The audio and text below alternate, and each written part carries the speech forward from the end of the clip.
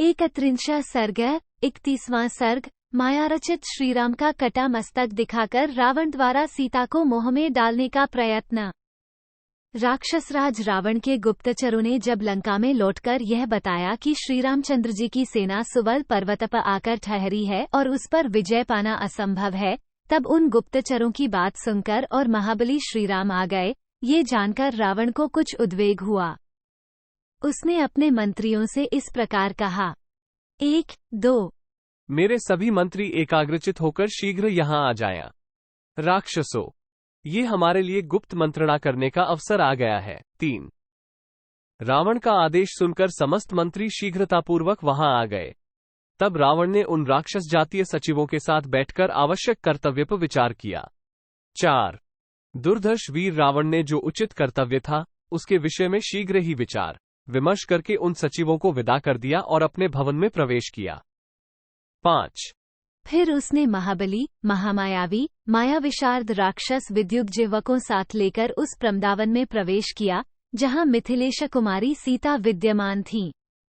6 उस समय राक्षसराज रावण ने माया जानने वाले विद्युग्जीव से कहा, हम दोनों माया द्वारा जनकनंदिनी सीता को मोहित करेंगे। 7 निशाचर, तुम श्रीरामचंद्र जी का महानिर्मित मस्तक लेकर एक महान धनुष बाण के साथ मेरे पास आओ। रावण की यह आज्ञा पाकर निशाचर विद्युग्जीव ने कहा, बहुत अच्छा। फिर उसने रावण को बड़ी कुशलता से प्रकट की हुई अपनी माया दिखाई। 9 इससे राजा रावण उस पर बहुत प्रसन्न हुआ और उसे अपना आभूषण उतारकर दे दिया। फिर वो महाबली राक्षसराज सीता जी को देखने के लिए अशोकाटिका में गया।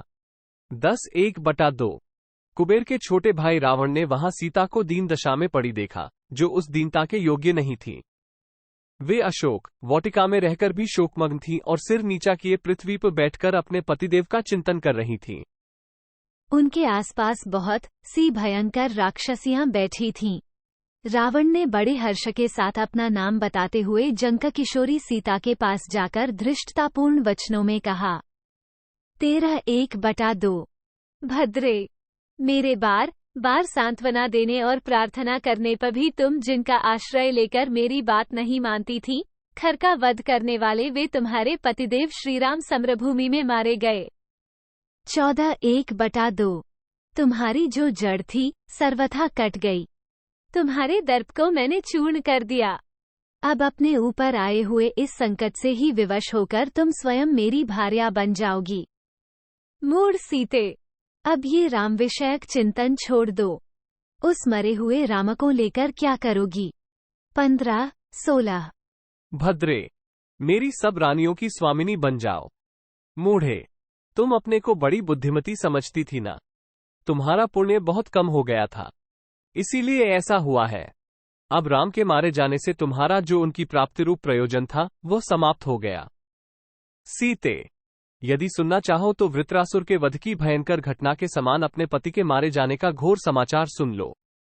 17 कहा जाता है राम मुझे मारने के लिए समुद्र के किनारे तक आए थे। उनके साथ वानरराज सुग्रीव की लाई हुई विशाल सेना भी थी। 18 उस विशाल सेना के द्वारा राम समुद्र के उत्तर तट को दबाकर ठहरे। उस समय सूर्यदेव अस्ताचल को चले गए थे। 19 जब आधी रात हुई उस समय रास्ते की थकी मांदी सारी सेना सुखपूर्वक सो गई थी। उस अवस्था में वहां पहुंचकर मेरे गुप्तचरों ने पहले तो उसका भलीभांति निरीक्षण किया। 20 फिर प्रहस्त के सेनापतित्व में वहां गई हुई मेरी बहुत बड़ी सेना ने रात में, जहां राम और लक्ष्मण थे, उस वानर सेना को नष्ट कर दिया। 21 उस समय राक्षसों ने पट्टिश, परेग, चक्र, रिष्टि, दंड, बड़े बड़े आयुध, बाणों के समूह, त्रिशूल, चमकीले कूट और मुदगर, डंडे, तोमर, प्रास तथा मूसल उठाकर वानरों पर प्रहार किया था। 22-23 तदनंतर शत्रुओं को मत डालने वाले प्रहस्त ने, जिसके हाथ खूब सधे हुए हैं, बहुत बड़ी तलवार हाथ में लेकर उससे बिना किसी रुकावट के राम का मस्तक काट डाला। 24 फिर अकस्मात उछलकर उसने विभीषण को पकड़ लिया और वानर सैनिकों सहित लक्ष्मण को विभिन्न दिशाओं में भाग जाने को विवश किया। 25 सीते, वानरराज सुग्रीव की ग्रीवा काट दी गई, हनुमान की हनु ठोड़ी नष्ट करके उसे राक्षसों ने मार डाला। 26 जाम्बवान ऊपर को उछल रहे थे, उसी समय युद्धस्थल में राक्षसों ने बहुत से पट्टिशों द्वारा उनके दोनों घुटनों पर प्रहार किया। वे छिन्न भिन्न होकर कटे हुए पेड़ की भांति धराशायी हो गए। 27 मैंद और द्विविद दोनों श्रेष्ठ वानर खून से लथपथ होकर पड़े हैं। वे लंबी सांसें खींचते और रोते थे। उसी अवस्था में उन दोनों विशालकाय शत्रुसूदन वानरों को तलवार द्वारा बीच से ही काट डाला गया है। पनस नाम का वानर पककर फटे हुए पनस कटहल के समान पृथ्वी पर पड़ा अंतिम सांसें ले रहा है। दरीमुख अनेक नाराजों से छिन्न भिन्न हो किसी दरी कंदरा में पड़ा सो रहा है। महातेजस्वी कुमुद सायकों से घायल हो चीखता चिल्लाता हुआ मर गया। 29-30 अंगदधारी अंगद पर आक्रमण करके बहुत से राक्षसों ने उन्हें बाणों द्वारा छिन्न भिन्न कर दिया है। वे सब अंगों से रक्त बहाते हुए पृथ्वी पर पड़े हैं। 31 जैसे बादल वायु के वेग से फट जाते हैं, उसी प्रकार बड़े बड़े हाथियों तथा रथ समूहों ने वहां सोए हुए वानरों को रौंद कर मत डाला।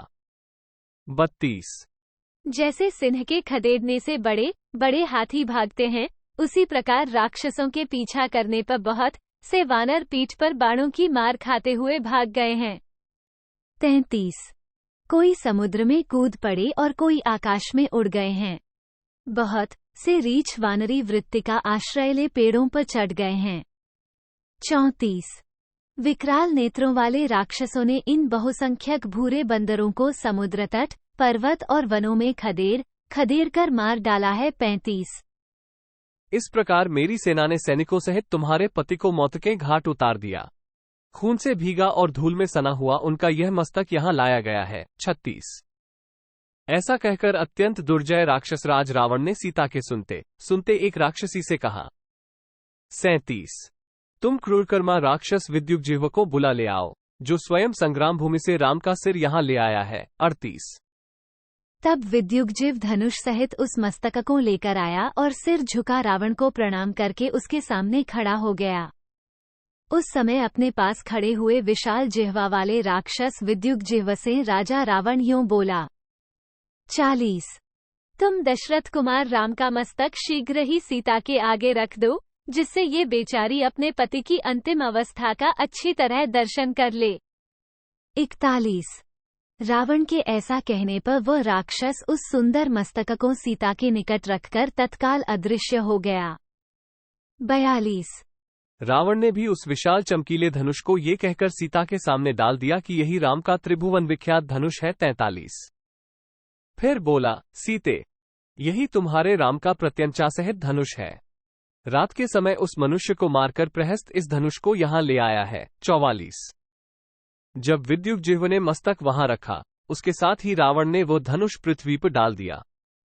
तत्पश्चात वह विदेह राजकुमारी यशस्विनी सीता से बोला, अब तुम मेरे वश में हो जाओ। 45 इत्यार्षे श्रीमद् रामायणे वाल्मीकि आदिकाव्ये युद्धकांडे 31 सर्ग 31। इस प्रकार श्री वाल्मीकि निर्मित आर्ष रामायण आदिकाव्य के युद्धकांड में 31वां सर्ग पूरा हुआ। 31